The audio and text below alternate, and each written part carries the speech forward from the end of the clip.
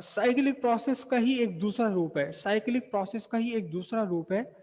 क्या रूप है? साइक्लिक प्रोसेस का दूसरा रूप है रिवर्सिबल प्रोसेस। क्या है? Reversible process. अब रिवर्सिबल प्रोसेस क्या है? रिवर्सिबल प्रोसेस मतलब ऐसा प्रोसेस कि जितना वर्क एक्सपेंशन में गैस पर किया उतना ही वर्क गैस ने कंप्रेशन में कर दिया। तो पीवी डायग्राम में ये क्या बनेगा आपका? पीवी डायग्राम में बनेगी एक ये लाइन, है ना, और ये दोनों डायरेक्शन में रहेगी। ये क्या होगा बोलिए? एक्सपेंशन। ये एक्सपेंशन का वर्क हो गया पूरा का पूरा, ए से बी तक आपका एक्सपेंशन हुआ।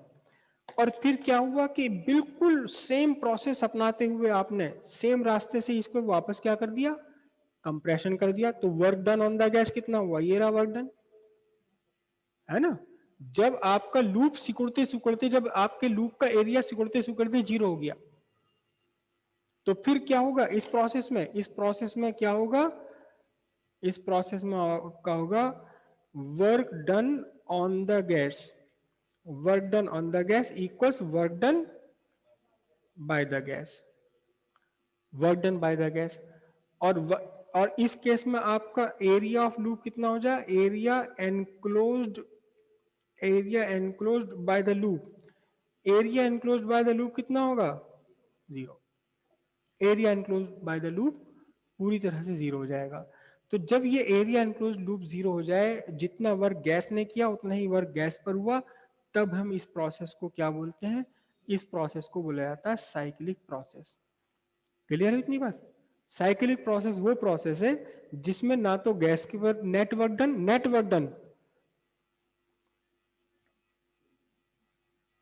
Net work done on the gas और बाय द गैस।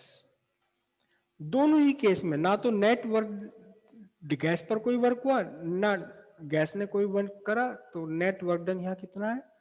0 है। तब हम इस प्रोसेस को बोलते हैं, क्या बोलते हैं? इसे हम बोलते हैं रिवर्सिबल प्रोसेस। और रिवर्सिबल प्रोसेस तब प्रोसेस है, ये तब पॉसिबल है, ये पॉसिबल है only when all the forces involved are